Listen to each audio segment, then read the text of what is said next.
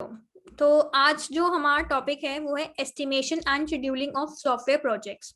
ठीक है, इस यूनिट में आपकी ये चीजें हैं: सॉफ्टवेयर साइजिंग, फिर LOC and FP based estimations, cost and effort में आपका कोकोमो मॉडल है, इसमें आपका एक साइक्लोमैटिक कॉम्प्लेक्सिटी भी आ जाता है। ठीक है, साइक्लोमैटिक कॉम्प्लेक्सिटी भी हम इसी में पढ़ लेंगे। वैसे तो वो इंडिपेंडेंट पाथ एंड ऑल के लिए हम पढ़ते हैं, बट आई ट्राई कि हम इसी में पढ़ लें। ठीक है, सो ये आपका है। अब इसमें आपका जो आज मैंने जो टॉपिक लिया है वो है आपका मेन जो टॉपिक है जिसपे हमें ज्यादा फोकस करना है, वो है फंक्शन पॉइंट। क्योंकि इससे क्वेश्चन आया है, अब आए ना आया पता नहीं, but we should prepare for it. And एक हमने अब आपके ये न्यूमेरिकल्स हम इसमें देखेंगे कैसे करना है पूरा। ठीक है, and please pen and paper लेके बैठना, बिकॉज आज न्यूमेरिकल्स हैं तो उसमें आपको फॉर्मूले लिखने की जरूरत पड़ सकती है और सॉल्व भी करने पड़ेंगे साथ के साथ। ठीक है, so just keep a pen and paper with you. Yes ma'am. Now first term जो आ रही है जो हमें पढ़नी है वो है सॉफ्टवेयर साइजिंग। सॉफ्टवेयर साइजिंग को ही हम सॉफ्टवेयर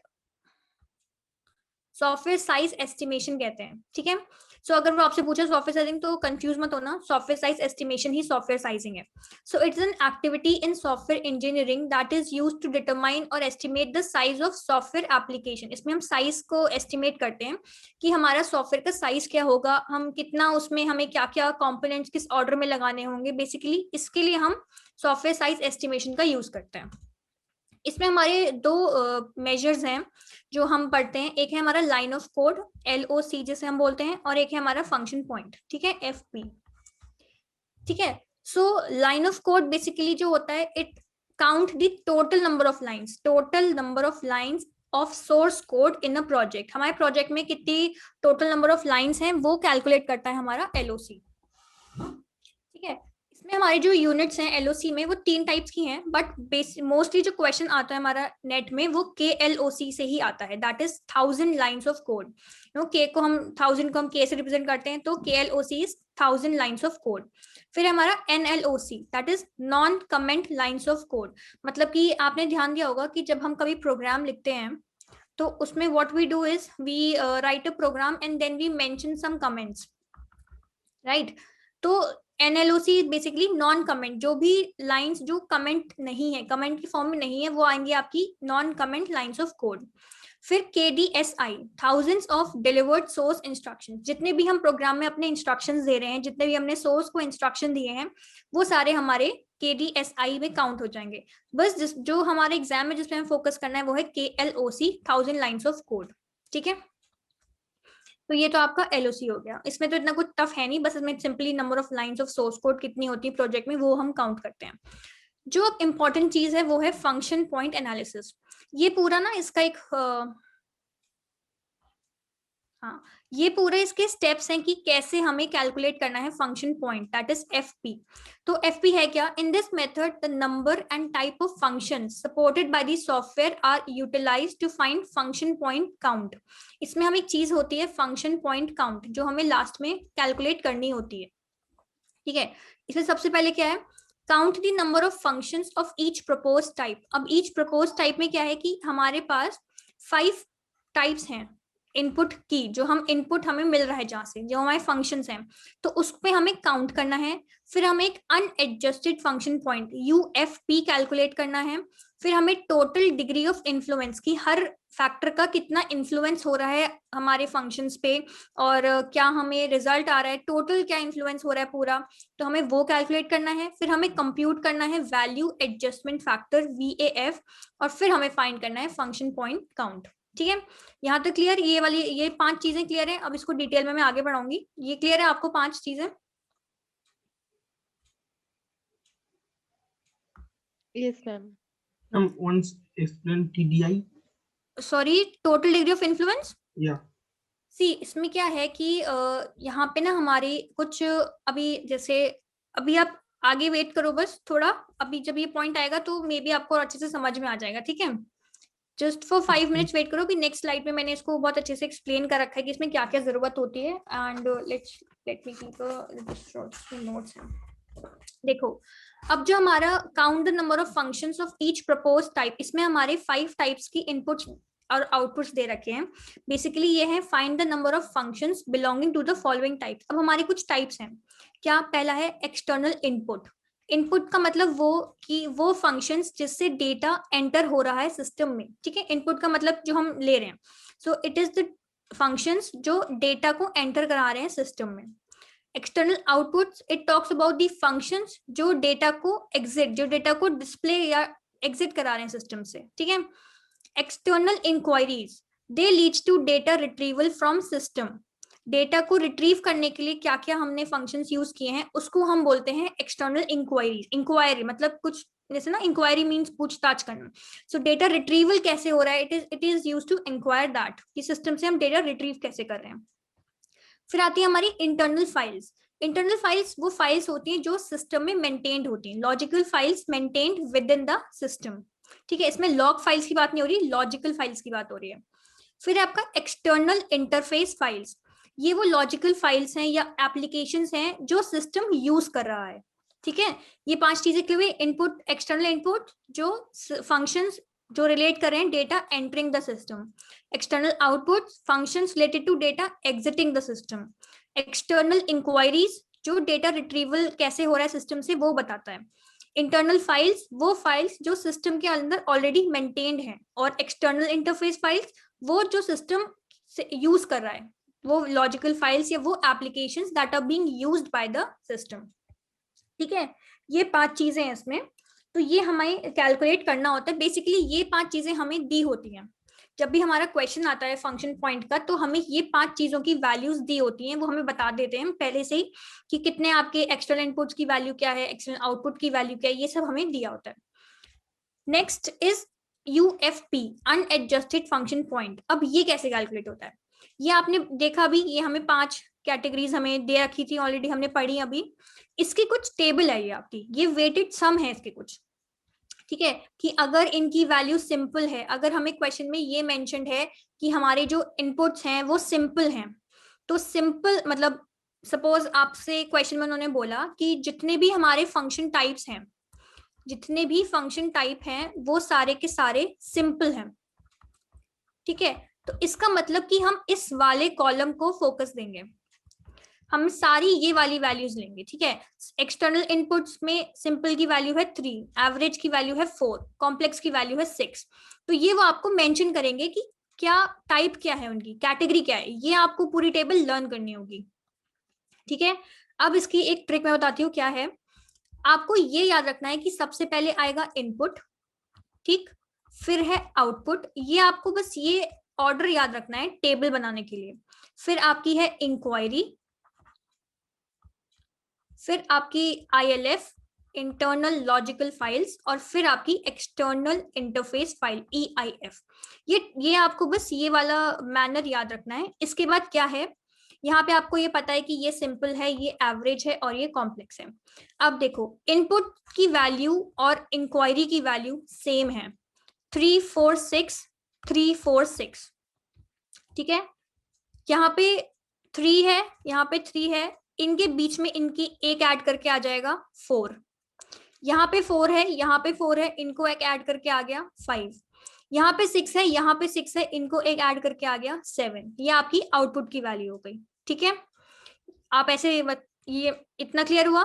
फिर इंटरनल लॉजिकल फाइल्स, इसको कैसे याद करना है, इसको आप इस एक 3 4 6 को याद कर लो, एक लॉजिकल फाइल को 7 10 15, ये आपने याद कर लिया।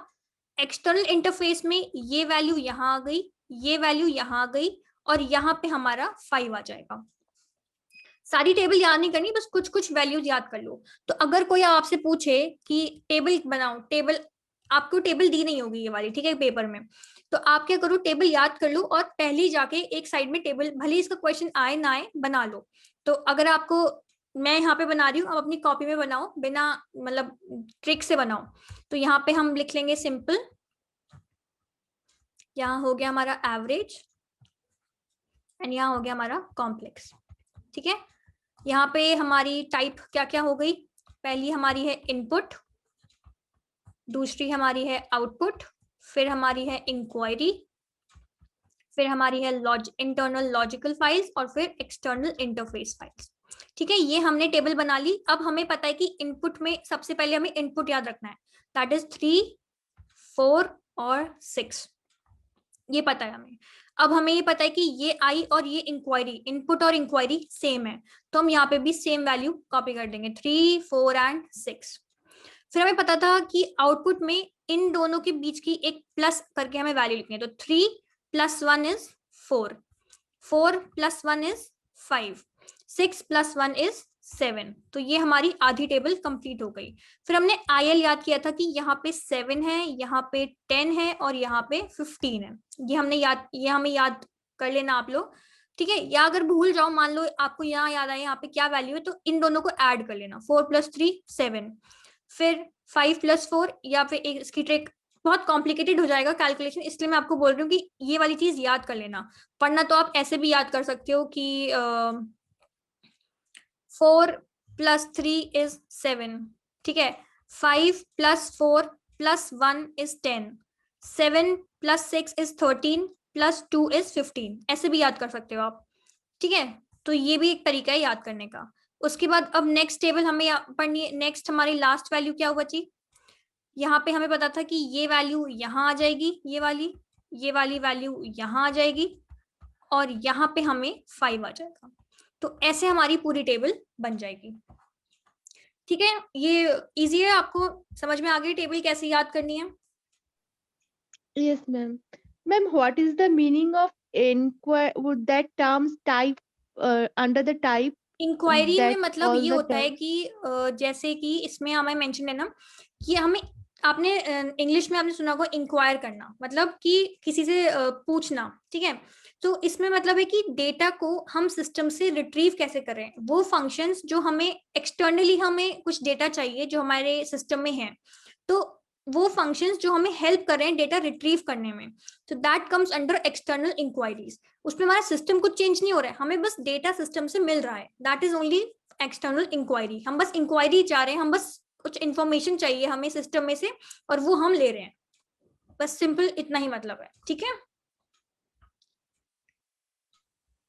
सो अभी Okay, आपकी ma'am. टेबल आपको याद कर लेना। अभी अभी हम क्वेश्चन सॉल्व करेंगे, 1-2 क्वेश्चन, तो आपको और इजी अच्छे से आप यूज करोगे तो याद आ जाएगी, ठीक है। Ma'am, हाँ जी, logical files, logical logical files and files basically interface आपकी जो भी फाइल्स आपके सिस्टम में सेव है ना, that are only logical files. Log file, एक तो लॉग फाइल्स आपकी वो लॉग टेबल वाली, वो नहीं, लॉजिकल फाइल्स आपकी जितनी भी फाइल्स आपके सिस्टम में सेव है बेसिकली वही उनकी बात हो रही है कि files that are maintained within the system are the internal files, और एक्सटर्नल फाइल्स जो हम यूज कर रहे हैं, जो भी हम यूज कर रहे हैं फाइल्स, उनको हम एक्सटर्नल इंटरफेस फाइल्स बोलते हैं, ठीक है। अब आप ही पूछ रहे थे ना total degree of influence, Shubham. See, क्या होता है कि कुछ कैरेक्टरिस्टिक्स होती हैं जो हमारे सिस्टम को इन्फ्लुएंस करते हैं, ठीक है। देयर आर सर्टेन कैरेक्टरिस्टिक्स जो हमारे सिस्टम को समहाउ इन्फ्लुएंस करते हैं, जैसे कि हमारे सिस्टम की परफॉर्मेंस कैसी है, हमारे जो प्रोसेसिंग है सिस्टम की वो कैसी है, हमारी एंड यूजर से उनकी इंटरेक्शन कैसी है, हमारे सिस्टम की रीयूजेबिलिटी कैसी है, ऑपरेशन कैसा है। तो ये कुछ कैरेक्टरिस्टिक्स हैं, ठीक है, जो ये डिफाइन करते हैं कि हमारे सिस्टम पे इन्फ्लुएंस कैसा है। अब डिग्री का मतलब हमें पता होता है, इट इज समथिंग नंबर, जो हम नंबर देते हैं, ठीक है। तो इसमें क्या मेंशन्ड है कि हमने हमारे इस फंक्शन पॉइंट में हमने 14 जनरल कैरेक्टरिस्टिक्स ली हैं। These are the 14 general characteristics जो हमें हेल्प करती हैं ये फाइंड करने में कि डिग्री ऑफ इन्फ्लुएंस है क्या हर एक फैक्टर का हमारे सिस्टम पे, ठीक है। और फिर जब मैं इन सारी डिग्रीज को ऐड कर लूंगी, 14 डिग्रीज को जब मैं ऐड कर लूंगी, तो मुझे टोटल डिग्री ऑफ इन्फ्लुएंस मिल जाएगा, ठीक है। इन्फ्लुएंस का मतलब असर, इससे मतलब ये हो रहा है कि हमारे सिस्टम पे इन चीजों का असर कैसा है। डिग्री मतलब हमने एक डिग्री दे दी है हर किसी को, कि जैसे अब डिग्री में क्या है कि हमने 0 to 5 एक डिग्री मेंशन करी है, ठीक है। मैं आपको वो टेबल बता देती हूँ तो आपको ज्यादा अच्छे समझ में आएगा। यहाँ पे हमने क्या किया है, 0, 1, 2, 3, 4 और 5, ये हमने कुछ डिग्रीज मेंशन करी हैं। 0 का मतलब क्या है कि कोई इन्फ्लुएंस नहीं है, नो इन्फ्लुएंस, मतलब इस फैक्टर का हमारे सिस्टम पे कोई इन्फ्लुएंस नहीं है। 1 का मतलब क्या है, इंसिडेंटल, मतलब कि ये गलती से हमारे सिस्टम पे आ गई है बट इसका कुछ इतना फर्क है नहीं। ठीक है। सेकंड, मॉडरेट, मतलब कि it is like influencing a system but not heavily influencing a system, कि मतलब ये नहीं होगा तो हमारे सिस्टम में कुछ बहुत दिक्कत आ जाएगी। Moderately it is influencing our system, ठीक है। थर्ड है हमारा एवरेज। मॉडरेट से थोड़ा ज्यादा, मतलब कि अगर मॉडरेट कोई मान लो आपकी रीयूजेबिलिटी आपकी 2 पे है, it is influencing your system like 40%, तो आपकी अगर ऑपरेशनल ईज 3 है, 3 डिग्री दे रखी है आपने, तो मतलब कि इसकी जरूरत हमारे सिस्टम में 60%, बेसिकली इतना, ठीक है। 4 मतलब कि ये सिग्निफिकेंटली, मतलब अच्छा खासा इसका फर्क है हमारे सिस्टम के ऊपर, सिग्निफिकेंट, ठीक है।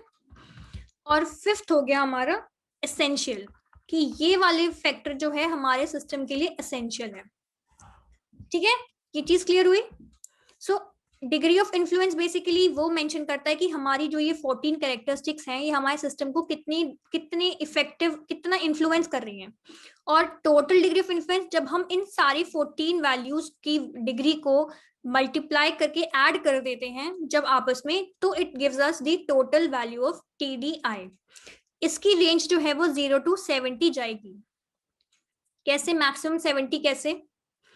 सी, 0 इसलिए क्योंकि हो सकता है कि इसमें से कोई भी हमारे सिस्टम में जरूरत का ना हो, तो सारी वैल्यूज की डिग्री हो गई 0, तो 0 into 14 इज 0, इसलिए हमारा 0 आ गया। और ये भी हो सकता है कि हमारे सिस्टम में सारी की सारी जो कैरेक्टरिस्टिक्स हैं वो एसेंशियल हैं, तो सबकी वैल्यू हो गई 5, तो 14 into 5 विल गिव यू 70, ठीक है। तो इसकी वैल्यू इसी रेंज में रहेगी 0 to 70, ना इससे कम होगी ना इससे ज्यादा होगी। ये रेंज है आपकी, इसके अंडर ही आपकी वैल्यू आनी चाहिए। अगर नहीं आ रही है तो इसका मतलब कि आपका क्वेश्चन आपने कहीं मिस्टेक कर दिया। ठीक है शुभम, क्लियर हो गया आपको TDI अब? Yes, ma'am. ओके, ठीक है। तो इतनी चीज क्लियर हो गई। पहला स्टेप क्या था, हमने UFP unadjusted function point calculate किया, UFP with the help of this table. Second हमने क्या किया, TDI फाइंड कर लिया, ठीक है। थर्ड स्टेप क्या है हमारा, हमने कैलकुलेट करना है VAF, वैल्यू एडजस्टमेंट फैक्टर, ठीक है। इसमें हम क्या करते हैं, ये हमारा इसका फॉर्मूला है जो हमें याद करना पड़ेगा। इसकी मुझे इसमें अब ये मत पूछना ये क्यों आया, बिकॉज मुझे नहीं पता, ये फॉर्मूला है, तो इसको ऐसे याद कर लेना कि जो भी हमारा TDI आएगा उसमें हम मल्टीप्लाई करेंगे 0.01 से और उसमें ऐड कर देंगे 0.65। इसमें क्या है कि हम एक वैल्यू एडजस्टमेंट फैक्टर ये ला रहे हैं कि हमारा जो सिस्टम है उसको हमने एडजस्ट करना है एक ऐसे वैल्यू में जिससे कि वो इन्फ्लुएंशियल भी लगे और वो ज्यादा एक्सीड भी ना करे, बेसिकली जो हमारा फंक्शन पॉइंट काउंट है, ठीक है। तो उसके लिए हमने VAF कैलकुलेट किया, that is TDI into 0.01 plus 0.65। ये फॉर्मूला याद रखना बिकॉज ये नहीं दिया जाएगा आपको। ये वैल्यू 0.01 है, ये 0.65 है, ये बहुत इंपॉर्टेंट है, ठीक है। और फाइनली हम कैलकुलेट करेंगे अपना function point count, that is UFP into VAF। UFP हमने वो टेबल से कैलकुलेट किया था और VAF हमने यहाँ से कैलकुलेट कर लिया। तो अगर अब कोई हमसे पूछे कि क्या क्या करना होगा, तो पहले हम बोलेंगे कि we have to calculate UFP। First step is UFP calculate करना है। कैसे कैलकुलेट करना है, हमें एक टेबल दी हुई है फंक्शन पॉइंट्स की जिसमें 5 टाइप्स हैं। इनपुट है पहला, दूसरा आउटपुट है, तीसरा इंक्वायरी है, फिर हमारा लॉजिकल फाइल्स हैं, इंटरनल लॉजिकल फाइल्स और एक्सटर्नल इंटरफेस फाइल्स। पहले हमने इसमें UFP की टेबल से वैल्यू कैलकुलेट कर ली। सेकेंड हमने TDI कैलकुलेट किया जिसमें हमें 0 to 5 वैल्यूज दी गई हैं और इसमें 14 कैरेक्टरिस्टिक्स हैं जिनकी हमें TDI कैलकुलेट करनी है। थर्ड जो है हमारा, थर्ड हमें VAF कैलकुलेट करना है जिसका फॉर्मूला होता है TDI into 0.01 plus 0.65। और फोर्थ हमें कैलकुलेट करना है फंक्शन पॉइंट जो कैलकुलेट होगा UFP into VAF, ठीक है। ये बेसिकली हमारा पूरा मेथड है कि हमें कैसे कैलकुलेट करना है। एंड वन मोर थिंग, इसमें हमने ये पढ़ा था ना आपका जो ये फैक्टर्स हैं 4 कैरेक्टरिस्टिक्स, ये आप बस पढ़ लो क्या क्या है, ये याद करने की जरूरत नहीं है। पहला है डेटा कम्युनिकेशन, फिर डिस्ट्रीब्यूटेड डेटा प्रोसेसिंग, फिर उसकी परफॉर्मेंस, फिर क्या कॉन्फ़िगरेशन यूज हो रहा है, फिर क्या ट्रांजैक्शन रेट है, फिर data entry, online data entry का क्या टाइमिंग, कितने टाइम लग रहा है, फिर एंड यूजर एफिशिएंसी कितनी है, ऑनलाइन अपडेट क्या है, कॉम्प्लेक्स प्रोसेसिंग कितनी है, रीयूजेबिलिटी क्या है, कितनी इजीली इंस्टॉल हो जाता है, कितनी इजीली ऑपरेशनल है, मल्टीपल साइट्स जहाँ पे यूज हो रहा है और कितनी इजीली वो चेंज को एक्सेप्ट कर सकता है। तो ये 14 कैरेक्टरिस्टिक्स हैं जो मेंशन्ड है पहले से ही, इनमें कोई चेंज नहीं है, ठीक है। क्वेश्चंस में आपको इनकी वैल्यू डिग्री चेंज करके देंगे आपको कि ये ऐसा है वो वैसा है, बट ये 14 सेम ऐसे ही रहेंगी। ओके,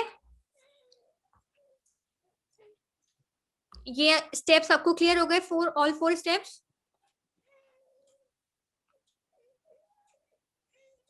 तुम क्वेश्चन करें फिर एक। Yes, sir. ओके, ये क्वेश्चन है आपका, इसमें इन्होंने दिया है consider a project with the following functional units. इसमें आपको user input 50, user output 40, user inquiry 35, internal file 6, external interface file 4। ये आप मुझे बता सकते हो क्या दिया हुआ है आपको? UFP table. UFP। यस, वो हमें ये टेबल मेंशन कर रखी है यूएफपी कैलकुलेट करने के लिए, ठीक है। और इसमें क्या बोल रहे हैं, calculate the function point for the project, assume all TCF total complexity factors and waiting factors, जितनी भी हम जो भी डिग्री ऑफ इन्फ्लुएंस है जो भी है हम सब एवरेज है। अब इसका मतलब क्या है कि जितनी भी वैल्यूज थी, एक हमें टेबल में जो हमें सिंपल एवरेज और कॉम्प्लेक्स वैल्यूज थी उसमें हमें एवरेज वैल्यूज लेनी है, ठीक है। और जो भी हमारा डिग्री ऑफ इन्फ्लुएंस में जो भी एवरेज की जो वैल्यू थी, एवरेज की क्या वैल्यू थी डिग्री ऑफ इन्फ्लुएंस में, जो 0 to 5 वैल्यूज थी उसमें एवरेज की कौन सी वैल्यू थी? 3। ठीक है, तो ये हमें एवरेज मतलब 3 लेनी है, ठीक है। मैम हाँ जी, how can you identify average? Assume all ये लिखा है ना यहाँ पे। average. हाँ, यहाँ मेंशन्ड होगा आपको, वो अलग से या तो अलग से मेंशन करेंगे या वो ऐसे मेंशन कर देंगे कि सारे फैक्टर्स जितने भी आप जहाँ पे भी जो टेबल है, टीसीएफ आपकी वो टेबल हो गई, वेटिंग फैक्टर्स आपके वो इन्फ्लुएंशियल फैक्टर्स हो गए, जितना भी आपको लेना है वो आपको एवरेज दे दिया है। सो हमें पता है कि टेबल में भी एक एवरेज टर्म है, सिंपल, एवरेज, कॉम्प्लेक्स, और इस टीडीआई में भी एक एवरेज टर्म है, तो उसकी वैल्यू हमने ले लिया, ठीक है। तो आप सॉल्व करोगे, सारे क्वेश्चन कर रहे हो आप सब लोग, सॉल्व करोगे। सबसे पहले आप मुझे बताना कि यूएफपी कितना आया एंड चैट में मेंशन करना, ठीक है।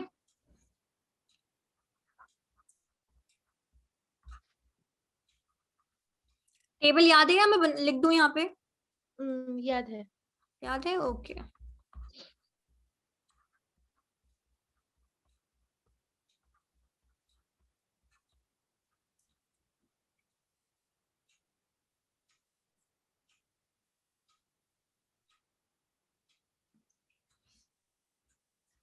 पहले सिर्फ यूएफपी कैलकुलेट करो और फिर मेरे को बताओ कि क्या वैल्यू आ रही है। चैट में मेंशन करना, ठीक है, चैट में, कोई भी बोलेगा नहीं।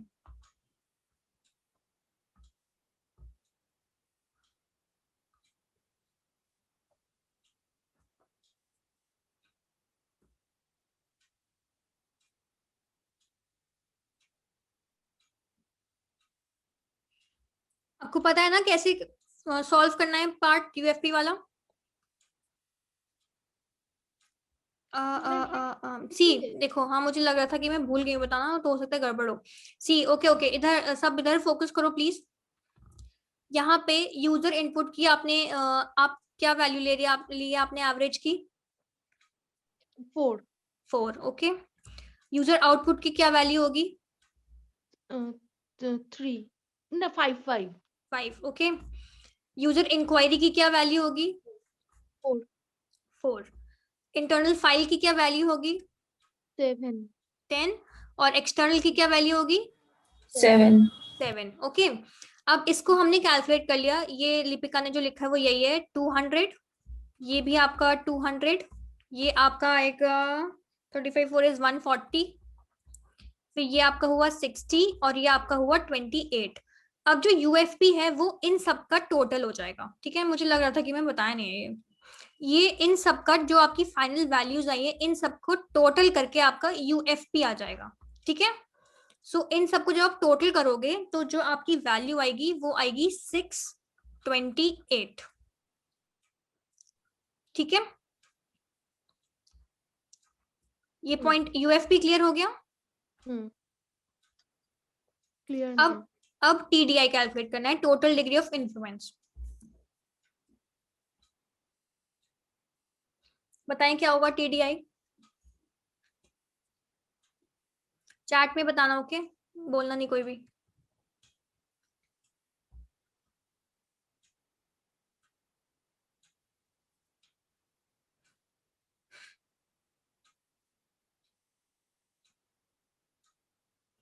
TDI हमारी कितनी कैरेक्टरिस्टिक्स होती है, नंबर ऑफ कैरेक्टरिस्टिक्स कितने होते हैं? 14। और हमें क्या दे रखा है? एवरेज। एवरेज की वैल्यू क्या थी? 3। सो इनको हम मल्टीप्लाई कर लेंगे तो क्या वैल्यू आ जाएगी हमारी? 42। तो हमारा TDI हो गया 42। ओके। अब वैल्यू एडजस्टमेंट फैक्टर।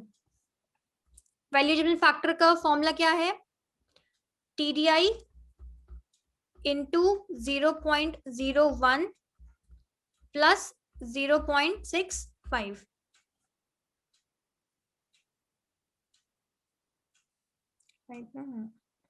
सो इसकी वैल्यू बताओ, वैल्यू एडजस्टमेंट फैक्टर की क्या वैल्यू आएगी? बाकी सब कर रहे हो, नहीं कर रहे हो क्वेश्चन? या तो सब बहुत ज्यादा क्वेश्चन करने में बिजी हो गए हैं, या फिर ओके ओके ओके ओके। कीर्ति का आंसर आया है 1.07। बाकी लोगों का क्या आंसर आ रहा है? Yes, ma'am. 1.07. शुभम? यस, तो आपका ये हो गया 1.07।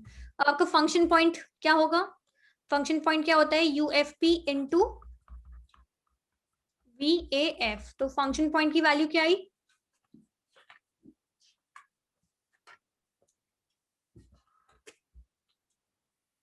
चेक करो ये आ रही है कि नहीं। 671.96।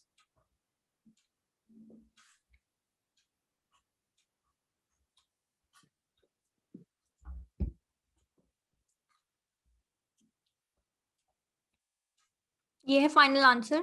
आप लोगों का आ रहा है?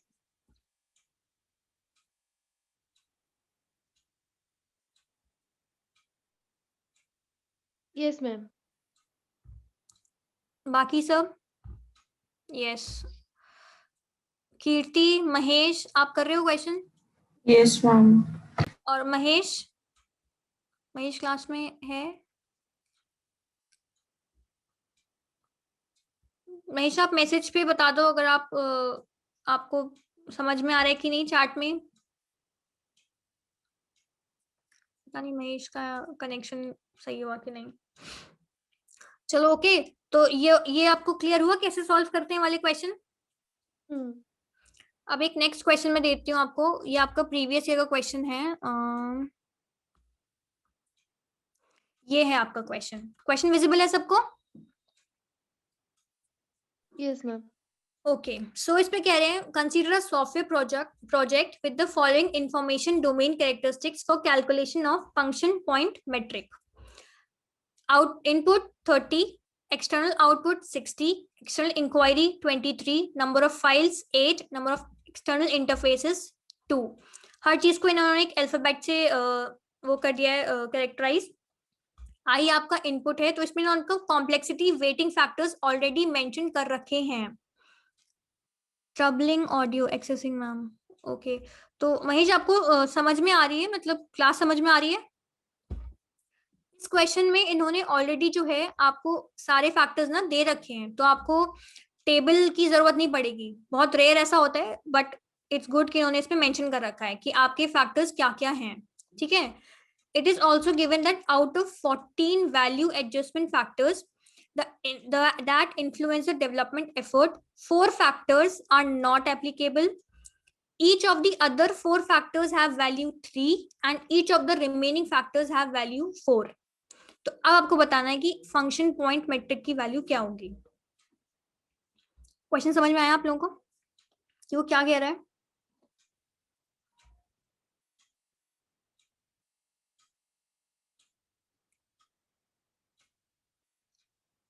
इस क्वेश्चन में उसने बिल्कुल डिटेल में आपको पूरी सारी वैल्यूज दी हैं कि 14 फैक्टर्स हैं हमारे, 14 में से इतने नॉट एप्लीकेबल हैं, इतनों की वैल्यू 3 है, इतनों की बाकी बचे जो हैं उनकी वैल्यू 4 है। तो आपको ये कैलकुलेट करना है TDI की इस इंफॉर्मेशन की बेसिस पे। ठीक है। Ma'am, then which just this we have done, we have taken the average factor. Here what factor we will take? यहाँ पे उन्होंने आपको पहले ही मेंशन कर दिया, उन्होंने आपको एवरेज मॉडल ने आपको डायरेक्ट वैल्यू दे दिया 0 to 5 में कौन सी वैल्यू लगेगी। करेक्ट, कि इसकी वैल्यू 3 है, इसकी वैल्यू 4 है. I don't understand Hindi well, ma'am. Okay, Mahesh. Okay, I'll try ki I'll speak more and more in English. So here they have mentioned the exact values 0 to 5. What is the degree of influence? यहाँ पे दे आपको ये बताया नहीं उन्होंने कि average है या क्या है. ठीक है. Then what value will take, ma'am? See, they have given 3 ना. यहाँ पे देखो उन्होंने दे रखा है कि देखो 14 फैक्टर्स हैं आपके पास. They have mentioned 4 factors are not applicable. तो 14 में से they have mentioned 4 factors जो applicable नहीं है. हमें पता था, we know that from 0 to 5 degree if influence is there, so not applicable one is 0. तो हम will multiply 4 with 0. Okay. Then they have mentioned the other 4 factors. Now the other 4 means the next 4 factors have value 3. 3 means we'll multiply them directly with 3. They have given us direct value. Okay. And remaining, how much is remaining? 4 plus 4 is 8. So 14 minus 8 is 6. So remaining is 6. समझ में आया कि 6 कैसे हुए remaining? And remaining have value 4. मतलब see, we were having degree of influence like 0, 1, 2, 3, 4 and 5. They used to mention in questions what is the if it is average, if it is moderate. In this question they have directly given you the value. They have given you this degree. You don't have to calculate, you don't have to write the table or the degrees. They have directly given you कि there are 4 factors that are average. मतलब उन्होंने ये mention कर दिया आपको कि there are 4 factors जिनकी value 3 है, मतलब कि वो मॉडरेट है. Getting my point? 3 is for average ना. समझ में आया लिपिका? और दोबारा समझाऊं? No, ma'am. हाँ, Yes, ma'am. Clear. क्लियर हो गया? ओके. सो आप बताओ जल्दी आंसर चैट में बताना. Okay, do not answer here, answer in chat only. हुआ? हो गया question? Right your answer in chat. Okay please. Kirti, Lipika, Mahesh, question हो गया आप लोगों का? A, Lipika is saying A. What about others? So the correct answer is A. Good Lipika, आपका answer सही है. बाकी कीर्ति एंड महेश आपसे हुआ या मैं समझाऊं? कीर्ति का भी A है. ओके, मतलब आपको समझ में आ गया. And Mahesh?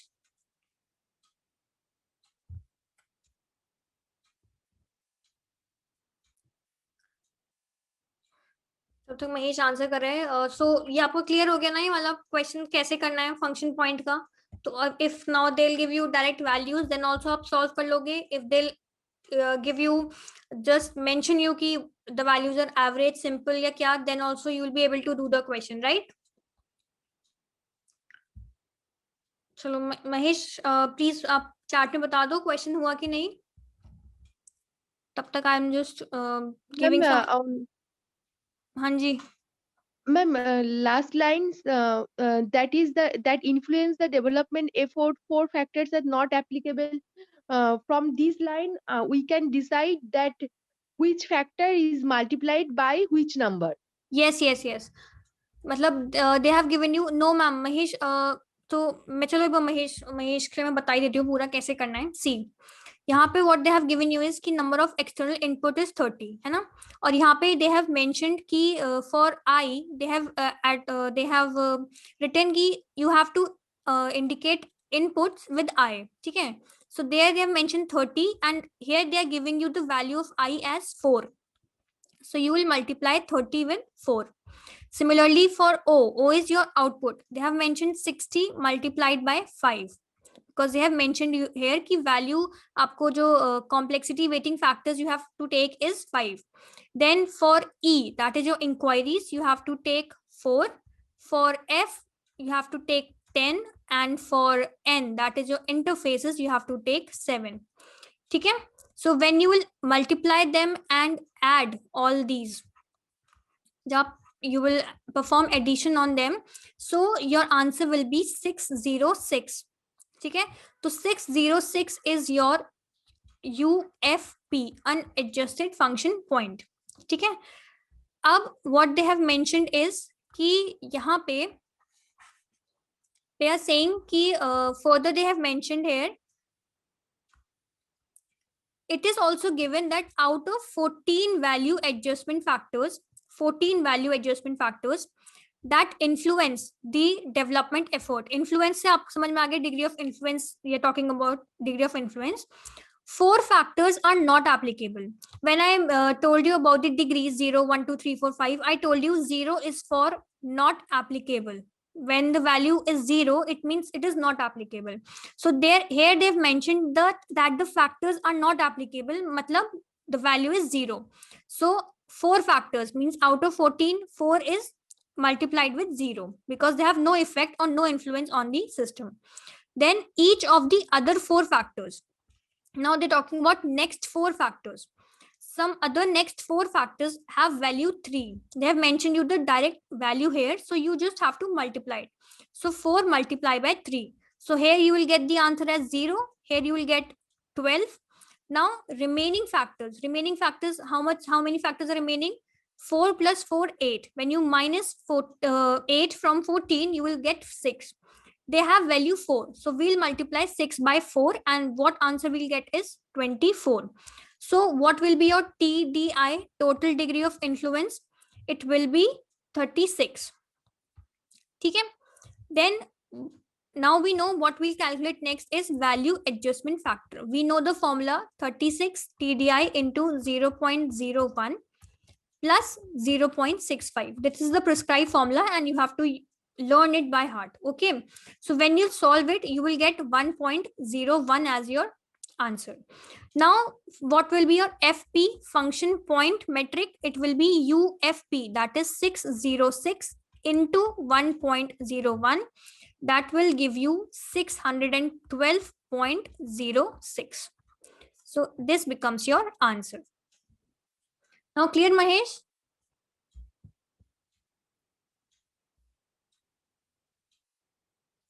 Yeah, okay. So this basically is the type of questions that you will get in function point. So try to solve more and more questions related to this topic and learn. मतलब जितना ज़्यादा you will solve questions, you will get grip on these type of questions. ठीक है? So let's see another question. The functions point metric is calculated from user requirement, calculated from lines of code, calculated from software complexity assessment, or none of the above. Answer in chat only, okay?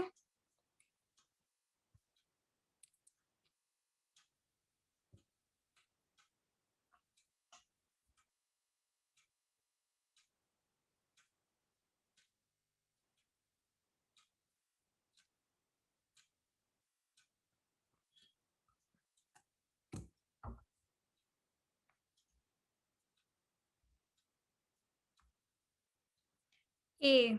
Okay, Lipika is saying A. Mahesh is saying B. Kirti? B. Okay. Acha. See, whatever full procedure we have studied of function point, did anywhere have I ever mentioned LOC? कि we'll calculate LOC?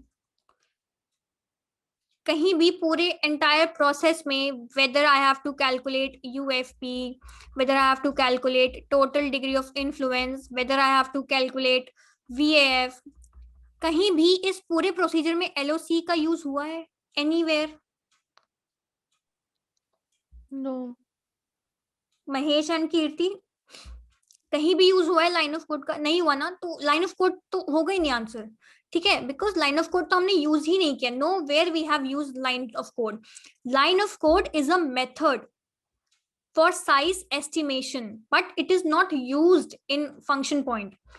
We have two methods in size estimation, LOC and function point. These two are different methods. They do not affect each other. They don't have any effect on each other. This is a separate method. This is a separate method. Okay.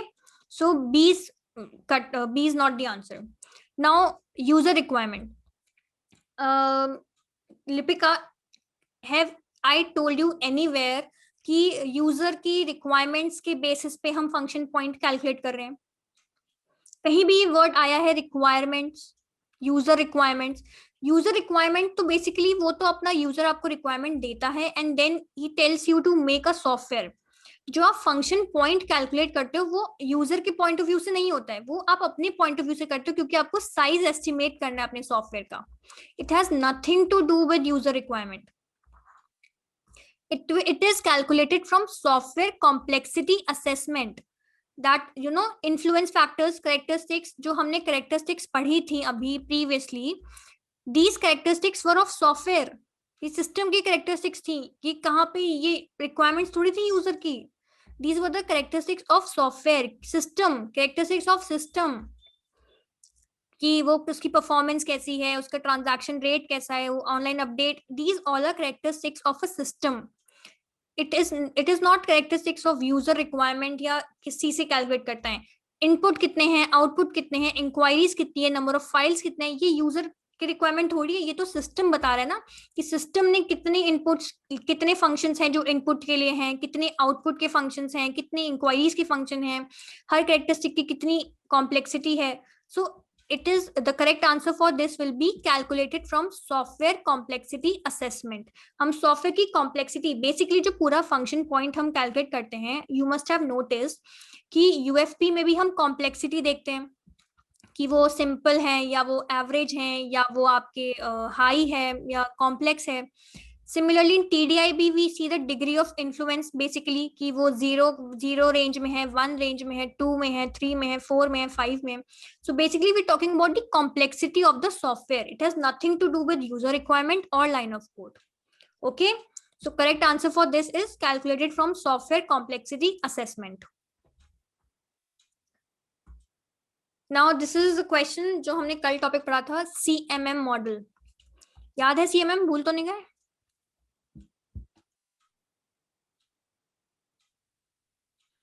So CMM, Capability Maturity Model, is a methodology to A, develop and refine an organization software development process, B, develop the software, C, test the software, D, all of the above. Just answer in chat. What do you think should be the answer?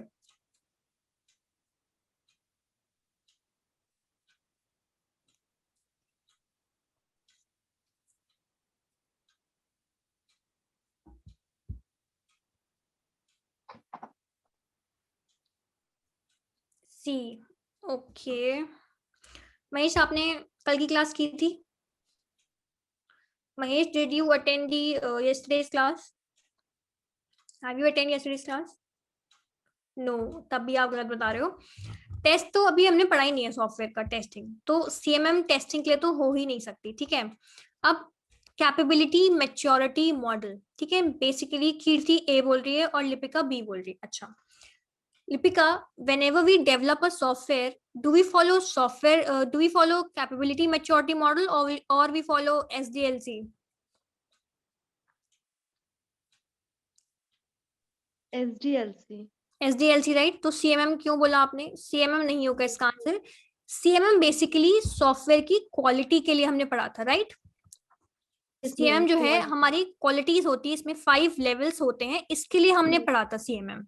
ठीक है, तो basically it is for developing and refining an organization software development process. That is the quality. जो आप पूरा process है आपका, उसको refine करने के लिए. देख, लेवल 1 था इनिशियल, जितने भी डिफरेंट लेवल्स में हम एक ना एक स्टेप इंक्रीज कर रहे थे, राइट? हम एक स्टेप अच्छा इंप्रूव कर रहे थे उसमें. So basically CMM is to develop and refine an organization software development process. It has nothing to do with developing the software or testing the software. ठीक है, टेस्टिंग द सॉफ्टवेयर के लिए CMM नहीं है. टेस्टिंग द सॉफ्टवेयर के लिए बाकी अलग टेस्टिंग है, types of testing which we will study later. अभी के लिए for CMM it is just for improving the quality of a software and refining the organisations process. Okay, ठीक है, इतना क्लियर हो गया? Yes. सो आज हमने जो भी आपके फंक्शन पॉइंट के न्यूमेरिकल्स देखे हैं, एंड प्लीज प्रीवियस भी पूरा पढ़ते चलो साथ में, बिकॉज फिर ऐसी बहुत टफ लगने लगेगी अगर प्रीवियस आप रिविजन नहीं करोगे. So just try to revise. And Mahesh, check the previous videos also, recorded videos, जिससे कि आपको आइडिया रहे, because it is a possibility that every time I may add previous questions also, जो भी मैंने पुराना पढ़ाया है, I may add questions from that topics also. So just check the videos. And मैं notes तो आपको regularly आपको मिल ही जाते होंगे notes, तो you can see notes as well. ठीक है. So आज की क्लास के लिए इतना ही. बाकी we'll see कि कैसे क्या करना है. बाकी अब नेक्स्ट Ma'am, आपका जो, हाँ जी मैम वो टीचिंग एप्टीट्यूड मत भूलना है मैम. हाँ मुझे याद है, मैं याद रखूंगी, डोंट वरी, मैं दे दूंगी नोट्स आपको. ठीक है. उसको स्कैन करने में तो टाइम लगेगा. और फिर ये ना कि नोट्स जो हैं वो कैसे सब अलग अलग उसमें है, तो मैं आपको जब मैं आपको करूंगी तो मैं आपको अच्छे से नोट्स बना के दे दूंगी. फिलहाल के लिए आप ऐसी और इसको देखो, बाकी आपको मैं जो है वो कर दूंगी. ठीक है. Okay ma'am. ओके चलो. Okay, thank you class, thank you.